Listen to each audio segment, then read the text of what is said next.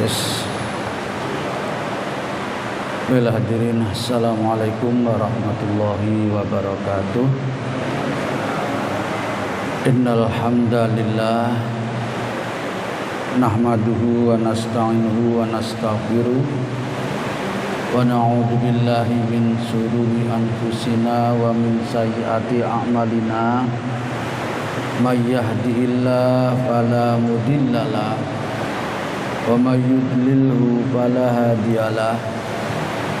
Allahumma salli wa sallim ala sayyidina Muhammadin Rasulillah ibnu Abdillah alladzi la nabiyya ba'dah. Qala ta'ala fi kitabil karim, a'udzu billahi minasy syaithanir rajim. Qalu subhanaka la ilma lana illa ma 'allamtana innaka antal alimul hakim. Wa qala a'udzu billahi minasy syaithanir rajim, yarfa'illahu alladzina amanu minkum, masyaallah, tersun, walladzina utul ilma darajat. Wa qala Rasulullah sallallahu alaihi wasallam, man salaka tariqan yaltamisu fi ilman sahalallahu lahu tariqan ilal jannah. Sadaqallahul ladzi wa sadaqa nabiyul karim. Hadirin kaum muslimin, untuk yang kesekian kalinya marilah kita haturkan rasa syukur kita, terima kasih kita kehadirat Allah Subhanahu wa taala, karena hingga detik ini kita tetap ditakdirkan sehat walafiat, lahir batin oleh Allah Ta'ala, dan tetap dalam keadaan iman serta takwa. Mudah-mudahan istiqomah sampai di akhir hayat kita, sehingga nanti pada saatnya kita kembali ke hadiratnya betul-betul dibarengi husnul khotimah, jauh daripada su'ul khotimah. Amin ya rabbal alamin. Salawat salam kita haturkan kepada baginda panutan kita, junjungan kita Nabi Agung Muhammad sallallahu alaihi wasallam, yang salah satu sabdanya tadi kita baca, kata beliau, barang siapa yang istiqomah melangkahkan kakinya di dalam majelis taklim, maka nanti pada saatnya akan dimudahkan langkah kakinya menuju ke dalam surga Allah Subhanahu wa taala. Kita lanjutkan taklim kita hadirin dalam waktu yang amat sangat singkat ini. Kita masih berada di bab zuhud, masuk ke hadis yang ke-7.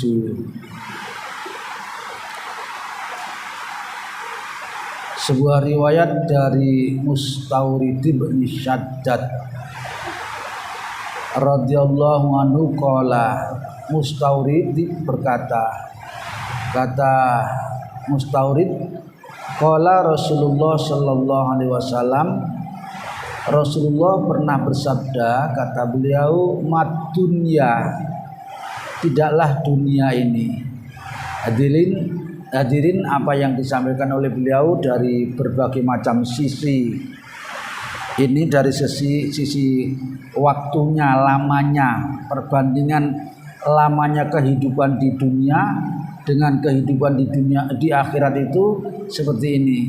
Mad dunya, tiadalah kehidupan dunia ini fil akhirati, kalau dibandingkan lamanya dengan kehidupan akhirat, lamanya dengan kehidupan akhirat, illa mislu ma yaj'alu ahadukum,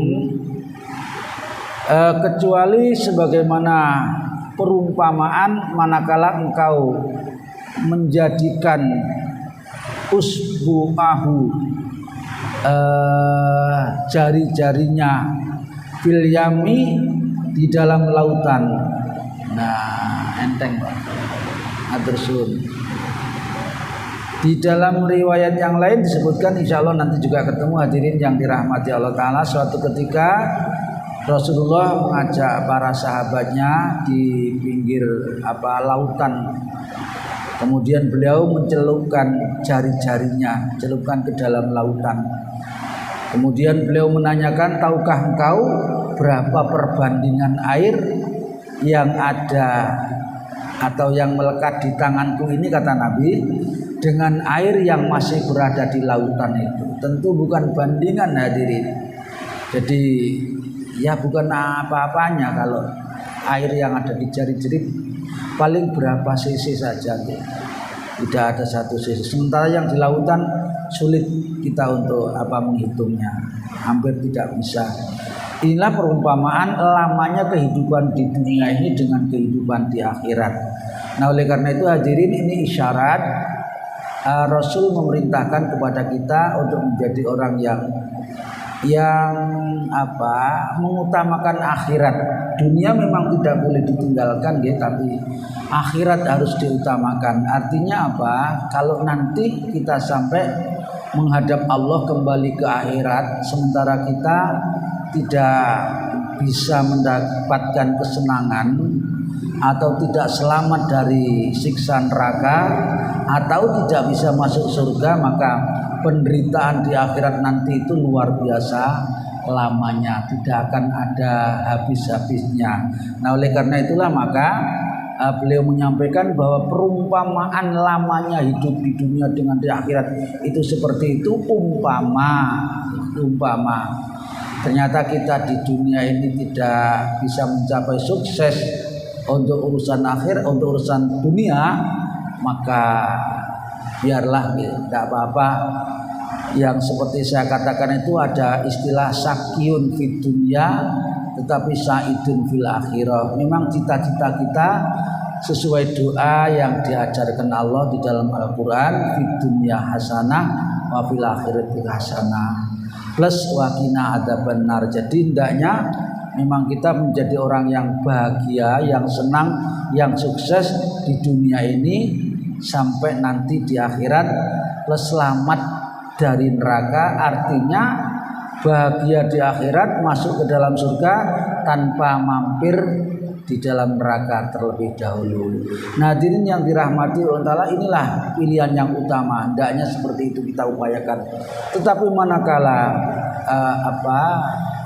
di dunia ini memang sudah garisnya sesuai apa yang kita alami, maka biarlah apapun yang kita alami, tetapi jangan lupa kita mencari bekal yang sebanyak-banyaknya dalam rangka nanti untuk menghadap Allah, hidup di akhirat yang waktunya tidak terbatas lamanya itu. Karena itulah hadirin, di dalam riwayat ini beliau menyatakan mad dunya fil akhirati, tiadalah bandingan antara dunia dan akhirat itu illa mislu ma yaj'alu ahadukum, kecuali sebagaimana apa yang telah kau jadikan tanganmu, dimasukkan ke dalam lautan, fil yami lautan, fal yang duru bima yarji, maka kau perhatikanlah berapa banyaknya air yang melekat katut di tangan kita itu. Tentu saja hadirin tidak ada bandingannya. Inilah perbandingan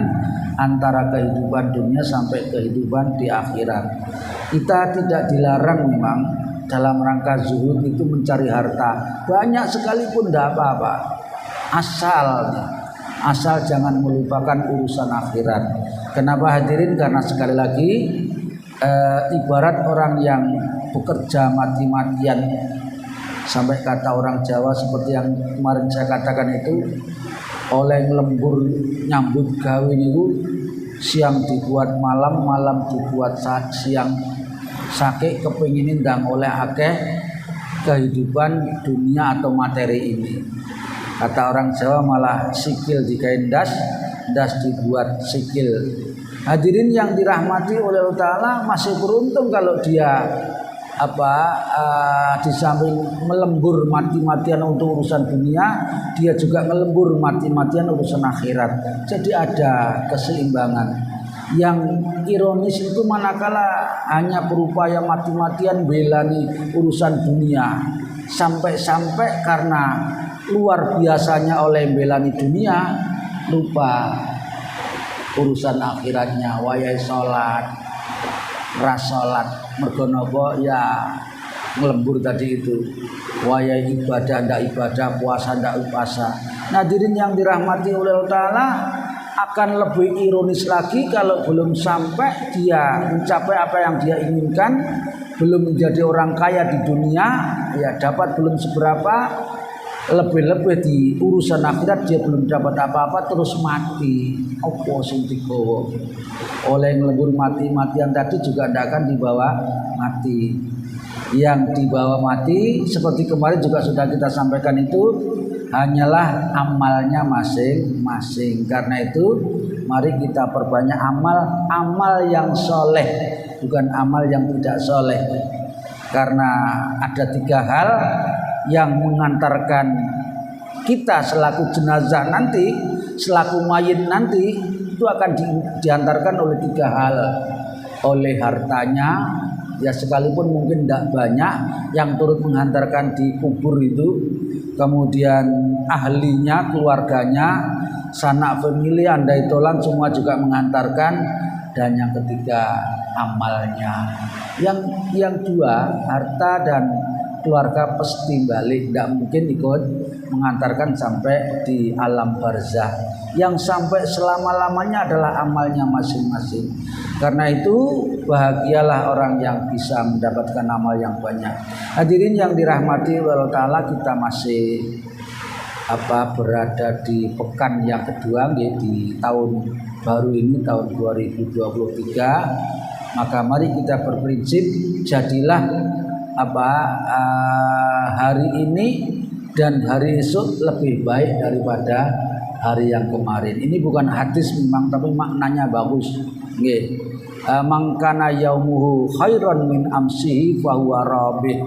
Barang siapa yang hari esok lebih baik dari hari ini dan hari ini lebih baik dari hari kemarin, dialah yang beruntung.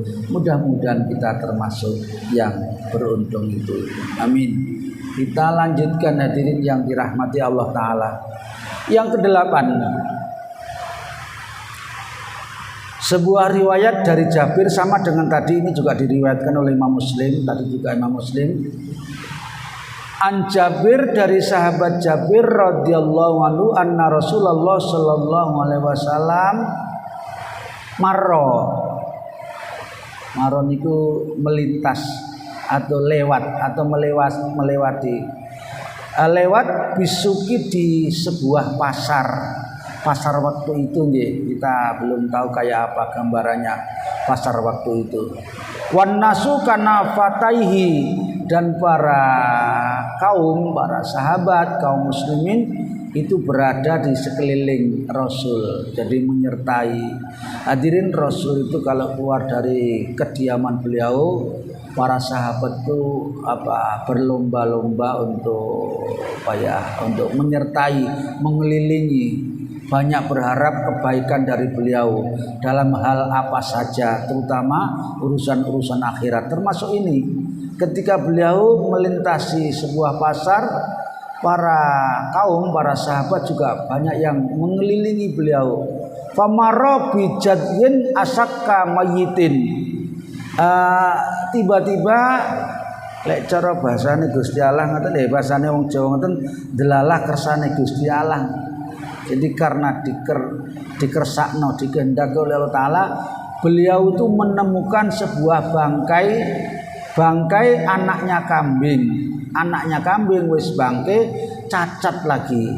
Nggih. Telinganya itu kecil tidak seperti biasanya dan sudah menjadi bangkai. Fatana walahu, nggih, beliau menemukannya. Fa akhadha bi udunihi, kemudian di telinga yang kecil tadi itu, karena bangkai kambingnya cacat, beliau memegangnya, mengangkatnya dengan telinganya itu. Sumakala, kemudian beliau bersabda, ayyukum yuhibbu ayakuna hadalahu. Coro awak dhewe ngoten, mungkin bahasanya sapa sing gelem anak kambing mati ini atau bangkai kambing ini, nggih, untuk membelinya bidirhamin, dengan seharga 1 dirham. Jadi Nabi dengan nada seperti ini, tujuan beliau adalah mengajarkan kepada para sahabat dengan cara seperti ini, seperti seakan-akan nada gurau. Masuk bangkainya kambing cacat lagi dan masih cempe, masih anak, disuruh membeli 1 dirham. Maka para sahabat ditawari seperti itu, sekalipun mungkin juga sahabat tahu kalau Nabi itu lagi bercanda, masuk bangkai suruh membeli. Maka para sahabat menjawab, ma nuhibbu annahu lana bi syai'in wa ma nasna'u bihi. Rasul, buat apa buat kami kalau sudah seperti itu? Sumakola, kemudian Rasul melanjutkan sabdanya, atuhibbuna annaulakum, atau mungkin tanpa kau beli ini buat kamu kalau kamu suka atau mau. Qalu, laki-laki sahabat menjawab, wallahi lau kana hayyan kana aiban. Rasul, demi Allah. Jadi sahabat itu juga kadang-kadang mengemukakan sumpah, demi Allah wahai Rasul, itu anak kambing atau cempe sekalipun dia masih hidup, dia adalah aiban, cacat. Annahu asakku, dia adalah telinganya kecil. Saya juga tidak ngerti kayak apa kecilnya, seperti kucing gitu. Kalau kambing kan telinganya biasanya panjang, menjulur ke bawah gitu. Ini mungkin seperti kucing kecil dan itu sudah mati. Fa kaifa wa huwa mayitun, bagaimana wong itu sudah mati? Hidup saja kami tidak ada yang mau. Faqala Rasulullah sallallahu alaihi wasallam, fa wallahi, juga bersumpah beliau, demi Allah, lak dunya, sungguh adalah dunia ini ahwanu ala Allahi min hadza, lebih hina di mata Allah Ta'ala daripada bangkainya anak kambing yang cacat ini. Coba hadirin yang dirahmati oleh Allah Ta'ala, ini memberikan pelajaran bahwa kita tidak dilarang sebetulnya mencari bahkan memiliki harta yang banyak, tetapi harus betul baik cara mendapatkannya, memperolehnya, mencarinya, maupun cara menasarufkan atau menggunakannya. Harta yang tidak benar itu dipandang hina, dipandang ya bukan hanya sekedar remeh, ya hina di mata Allah Ta'ala buat kita, manakala harta itu salah cara kita mendapatkan dan menasarufkannya. Harta bisa menjadi baik manakala kita di dalam mendapatkannya baik, dan cara menasarufkan juga baik untuk ibadah kepada Allah Subhanahu wa Ta'ala. Memang macam-macam bentuk ibadahnya, mungkin untuk mencukupi kebutuhan keluarga, mungkin untuk biaya ibadah, mungkin untuk jihad, mungkin untuk sedekah dan lain sebagainya. Manakala harta yang sudah kita manfaatkan seperti itu, insya Allah tidak dipandang hina. Hadirin yang dirahmati Allah Ta'ala, seperti kemarin juga sudah kita singgung, kita sering mengatakan aja terlalu belani bondo mati rati gawa gitu. Sebetulnya ya secara materi memang tidak dibawa, tetapi kalau kita ingin membawa harta kita bawa mati, ya dengan cara, dengan akal. Caranya kita titipkan, kita infakkan, kita sumbangkan, kita tasarufkan.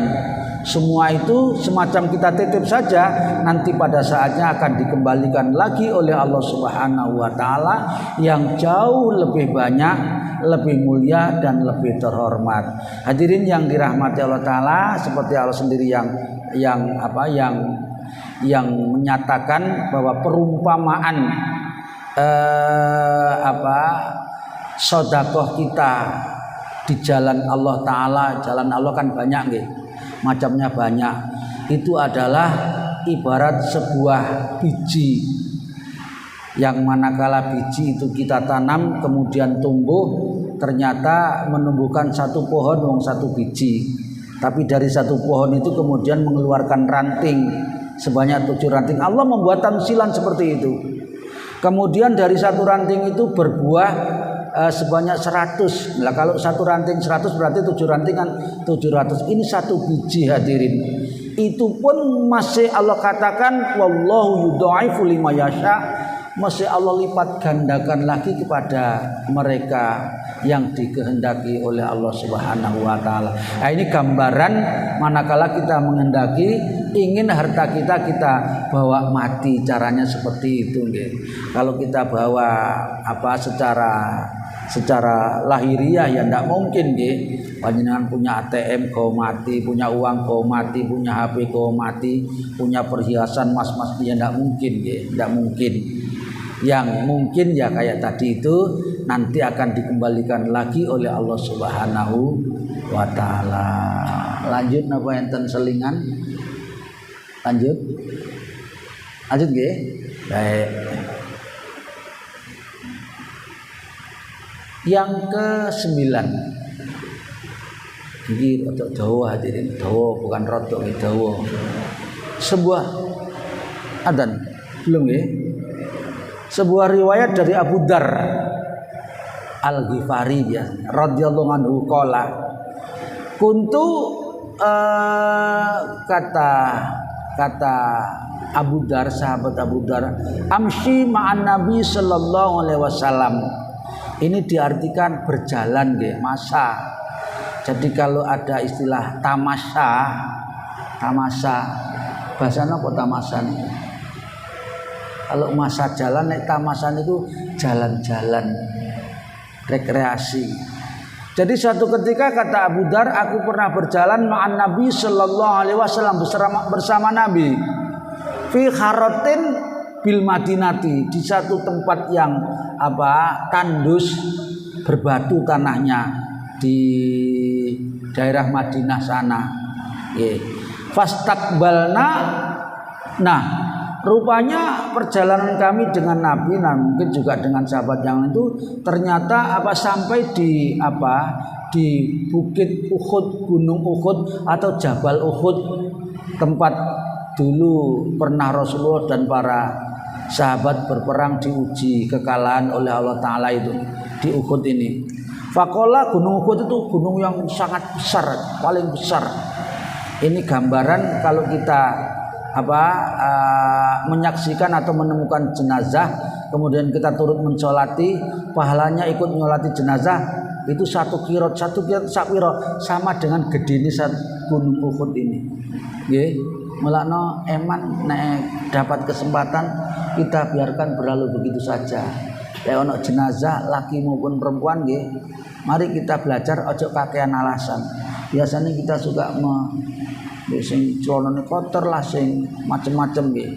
Padune ora gelem ae nggih. Boleh sulit mengikuti sholat jenazah, lek mati juga akan banyak yang tidak mau turut mensolati. Nah, maka setelah sampai di Gunung Uhud itu faqala, Rasul kemudian bersabda, ya Abu Dar, wahai Abu Dar.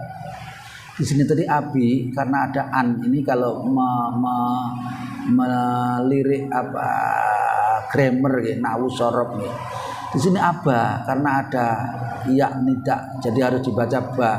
Ya Abu Dar. Kultu, maka Abu Dar menjawab labbaik ya Rasulullah. Di dalam riwayat lain disebutkan labbaik wa sa'daik ya Rasulullah. Maka beliau melanjutkan sabdanya, ma yasurruni, sama sekali tidak menggembirakan kepadaku, anna indi masal Uhudin hada dahaban, sama sekali tidak menggembirakan kepadaku andai saja aku punya bongkahan emas sebesar Gunung Uhud ini. Jadi emas kok sak Gunung Uhud ya, ini andaikan kok. Masal Uhudin ada ya, tidak menggembirakan kepada aku itu dahaban berupa emas tadi itu. Tamdi sampai lebih alaya salah satu ayamin. Jadi kalau saja saya punya bongkahan emas yang besar sekali seperti Gunung Uhud besarnya itu tidak menyenangkan, menggembirakan buat aku, melainkan tidak lebih 3 hari di di aku apa menjadi milikku. Alaya salah satu ayamin. Apa bahasanya gitu. Aku miliki selama 3 hari. Wa indi minhu dinarun ila syai'un ursidu lidainin, kecuali mungkin saya tinggal berapa dinar saja. Dinar itu jamak, beberapa dinar saja untuk aku persiapkan untuk apa, untuk bekal ibadah dan untuk biaya, untuk membayar dain hutang. Ilaan akulah, kecuali emas yang segitu banyak tadi itu fi ibadillah untuk hamba-hambanya Allah. Hakada wa hakada, maksudnya emas itu segera aku bagi-bagikan, jangan sampai lebih 3 hari, melainkan yang tadi itu dipersiapkan untuk biaya ibadah dan untuk membayar hutang saja. Semuanya dibagikan, hakada wa hakada, untuk si A sekian, untuk si B sekian, untuk si C sekian. Wa yaminihi, masyarakat sebelah kanan saya sekian, wa simali sekian, kiri beliau sekian, wa khalfi belakangnya sekian.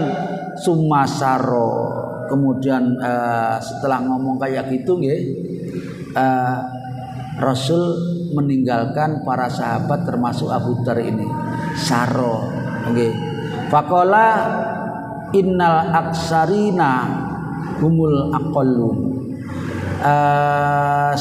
Senyampang beliau meninggalkan para sahabat ini, beliau bersabda, kata beliau, kebanyakan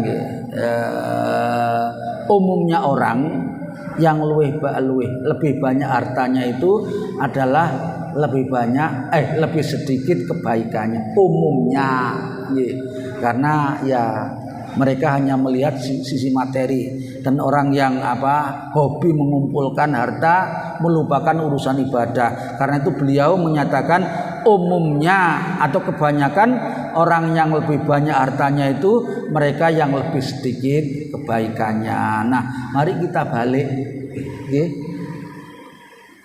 Ada. Monggo.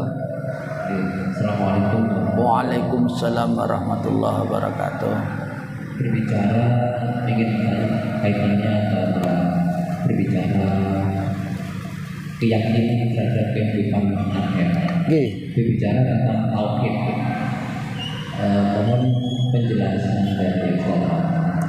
Ada salah satu ulama yang mengatakan mengaitkan cara untuk memasukkan tauhid dalam hati kita itu dengan kita meyakini iktikad, meyakini dalam hati kita bahwa kita semuanya sebenarnya berasal dari yang namanya Nur Muhammad. Nah, maksud saya itu bagaimana cara mengaitkan, mematahkan hati kita bahwa kita ini berasal dari Nur Muhammad, kemudian kita bisa menjadi mantap tauhid kita kepada Allah. Itu maksudnya bagaimana? Penjelasannya. Waalaikumsalam warahmatullahi wabarakatuh. Ya. Hadirin Bapak Ibu jamaah yang dirahmati Allah Ta'ala, saya mohon maaf tidak terlalu berani menerangkan tentang istilah Nur Muhammad. Bukan tidak mau, saya sendiri juga. Karena apa? Karena istilah Nur Muhammad itu di tengah-tengah masyarakat Islam kita masih banyak yang diperselisihkan. Ada yang meyakini adanya Nur Muhammad itu, ada yang tidak. Tetapi menurut saya yang penting dari apapun kita, yang jelas kita dari kehendak Allah Subhanahu wa Ta'ala. Kita diwujudkan dalam keadaan seperti ini, lebih-lebih kita ditakdirkan oleh Allah sebagai mukmin. Maka dari apapun kita diciptakan, yang jelas memang atas iradah Allah Subhanahu wa Ta'ala. Kita bersyukur kita ditakdirkan menjadi golongan yang mukmin. Maka apa yang telah menjadi anugerah Allah Ta'ala, khususnya iktikad tadi itu, keyakinan untuk memperdalam akidah, maka mari kita perdalam yang sedalam-dalamnya, sehingga berjalan sesuai dengan tuntunan Allah Subhanahu wa taala, baik yang langsung di dalam Al-Qur'an maupun yang melalui Rasulullah sallallahu alaihi wasallam. Di tarikat-tarikat tertentu memang istilah Nur Muhammad ini ditekankan, tapi di sisi lain ada yang tidak terlalu menekankan. Maka memang sering saya kalau ditanya urusan satu ini, saya mempersilahkan kepada penanya sendiri saja. Ngaten nggih, nyuwun ngapunten, mohon maaf yang sebesar-besarnya berkaitan dengan Nur Muhammad. Baik. Kita lanjut nanti, mau lali aku. Ya.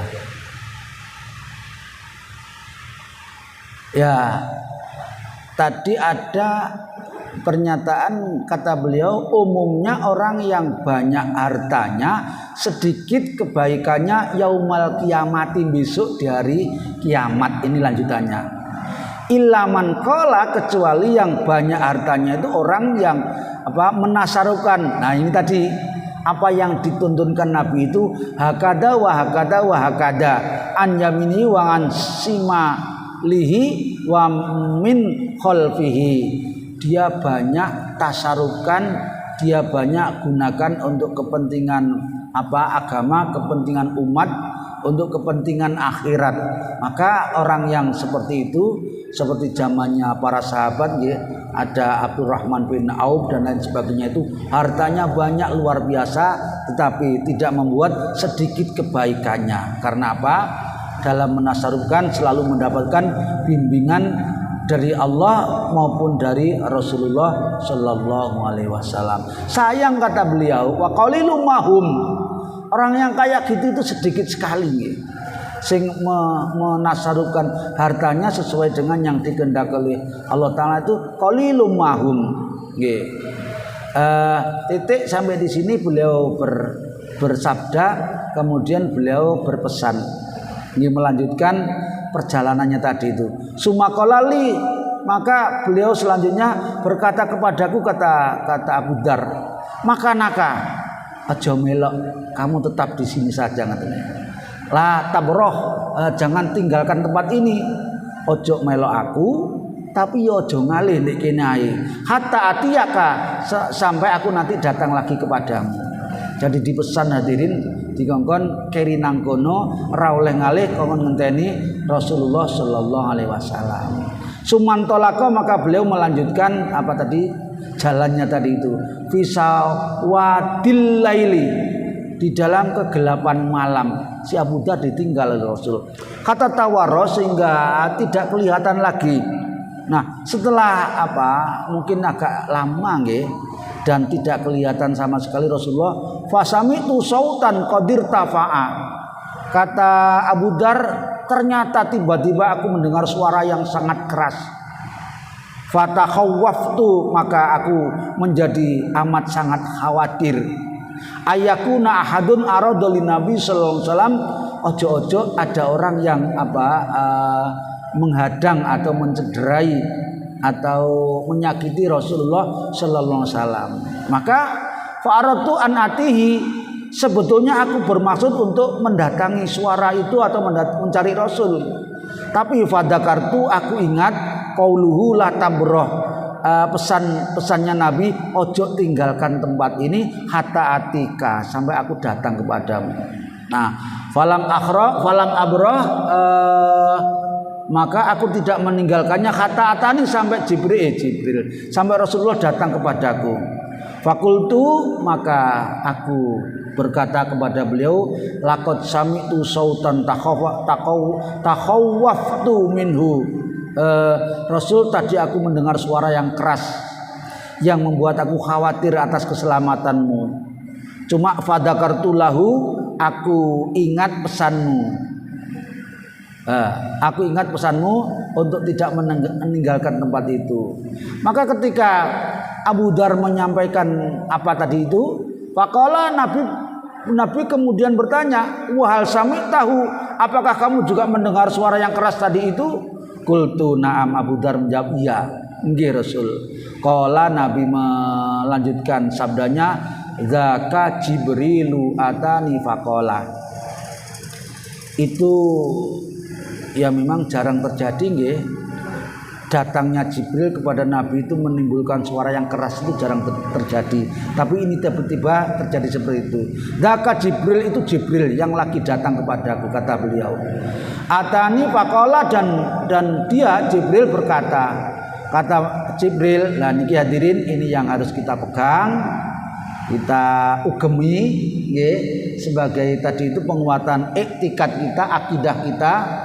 Kata Nabi, "Man mata min ummatika," kata Nabi, kata Jibril, sapa wonge ae wahai Nabi, siapa saja wahai Rasul dari umatmu la yusyrik billah, yang sama sekali tidak menyekutukan Allah. Nah ini sing angel kan ini nggih. Penyekutuan ini ada kadang-kadang yang sangat rahasia, sampai napa riya nggih. Riya niku pamer. Riya itu ada ingin dilihat banyak orang, atau sum'ah ingin didengar banyak orang. Itu termasuk syirik asghar hati. Syirik tapi kecil, apa virus-virus syirik. Jadi ibadah kok kepengen dilihat orang, itu ada penduaan terhadap Allah Ta'ala ibadahi. Tidak murni menghadapkan hatinya kepada Allah. Sampai saya pernah ketemu di YouTube, cuma tidak sempat mendengarkan. Hati-hati, kita sholat, kita ibadah kita, pokoknya ya melakukan ritual ibadah kita itu hati-hati, jangan keliru. Ojo-ojo yang sing mbok sembah itu bukan zatnya Allah, bukan kaunuhu, tetapi hanya menyembah namanya saja. Namanya Allah yang disembah, sehingga karena yang disembah cuma namanya, ya sak kena dhewe. Ini hati-hati hadirin, termasuk bagian daripada kesyirikan, sekalipun mungkin termasuk syirik asghar. Beliau menyatakan, malaikat Jibril menyatakan, barang siapa di antara umatmu yang mati steril, bebas dari kesyirikan, syai'an sedikit pun, sekecil apapun, nggih. Cuma nggih angel yang perlu latihan nggih. Kadang-kadang ada keyakinan yang sering saya sampaikan, itu ada tatayur, itu bagian daripada syirik. Ngadu nasib, undian nggih. Arepe budal kok ada sesuatu yang membuat gak sida nanti celaka. Lah ini termasuk kesyirikan. Barang siapa, kata malaikat Jibril, min ummatika dari umatmu la yusyrik billah syai'an, yang tidak syirik sama sekali kepada Allah, kemudian dia mati, dakhala jannah, bisa dijamin masuk surga. Hati-hati lek kepingin masuk surganya gampang. Kalau dosa yang bukan syirik nggih mungkin ya bisa jadi besar, tapi bukan ada unsur syiriknya, itu bisa jadi di neraka, dan mungkin waktunya tidak sebentar. Tapi selama itu bukan syirik, maka dia insya Allah selamat dan nanti bisa masuk surga. Karena itulah ada pernyataan, man akhiru kalamai qaulu la ilaha illallah dakhala jannah. Nah, dia mati murni imannya semata-mata kepada Allah Ta'ala, tidak membawa kesyirikan, tapi mungkin dulu pernah dosa, ya dosanya itulah yang dinyatakan fama ya'mal misqala dzarratin khairan yarah wa may ya'mal misqala dzarratin syarran yarah. Qultu, maka aku melanjutkan tanya, kata Abu Dzar, lalu aku tanyakan, wa in zana wa in saraka, bagaimana kalau zina? Dia tidak syirik memang, tapi pernah zina, pernah mencuri. Qala, ternyata Nabi menjawab, wa in zana wa in saraka, sekalipun dia pernah zina, dia pernah mencuri, itu nanti akan diproses sesuai dengan hukum Allah yang berlaku. Bisa jadi Allah memaafkan atau mengampuninya, tapi bisa jadi Allah mengampuninya dengan cara dihukum dulu di neraka sampai berapi kesalahannya. Ini haknya Allah Subhanahu wa taala. Selama tidak ada benih-benih kesyirikan, insya Allah dijamin masuk surga. Innallaha la yaghfiru ayyusyraka bihi wa yaghfiru ma duna dzalik. Nggih monggo selantek. Saya Oke. Bicara tentang kesyirikan ini memang sangat berbahaya sekali. Oke. Apakah termasuk juga syirik yang asghar yang sudah tadi pada orang Jawa seringkali meyakini tanggal baik untuk hari pernikahan. Iya. Itu juga termasuk syirik. Betul.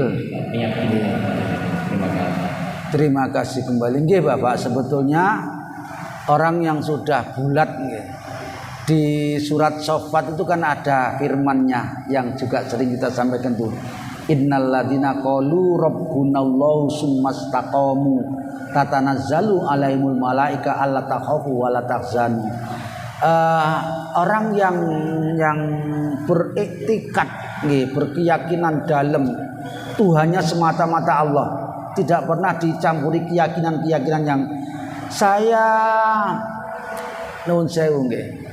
Kan hari-hari ini sepeninggal istri saya itu kan sering bolak-balik Surabaya Nganjuk. Hadirin, masih sering saya menemukan seperti ini, Pak. Golek, saya kan diamanati istri membuat rumah di sana. Ya kecil-kecilan untuk bisa ditinggali anak-anak gitu. Ternyata masih ada keyakinan kayak gini, Pak, lek arepe ngedekno golek dina sing apik lho ya. Ada Mas, betul. Dan nanti setelah selesai kalau mau mau nempati, cari juga tempat yang baik. Pak, lek berangkat, lek budal golek dina sing astagfirullahaladzim, ini lek diturut akeh banget. Bahkan hadirin, seperti yang sering atau yang pernah saya sampaikan itu, termasuk kesyirikan itu adalah meyakini seperti ini. Di desa masih banyak. Kita seperti bangunan masjid ini misalnya, banyak pintunya.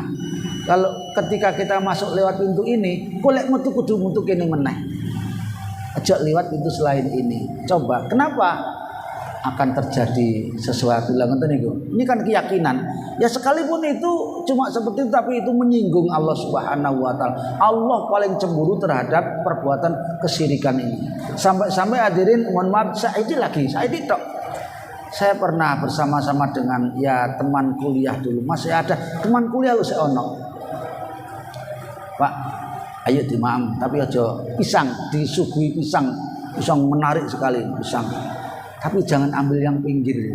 Lo coba, jangan ambil pisang yang pinggir. Apa? Kok gare gampang dipinggirno katanya. Coba. Ini sudah mahasiswa waktu itu YIN ya. Mungkin sudah sarjana waktu itu. Aja njupuk sing terus pinggir bagiannya sapa? Wong Allah Ta'ala menciptakan semuanya itu juga bermanfaat, dan Allah tidak mengatakan seperti itu. Wallahu a'lam bishawab. Mohon maaf manakala ada yang kurang berkenan. Waktunya sudah habis. Insya Allah kita lanjutkan pada pekan depan.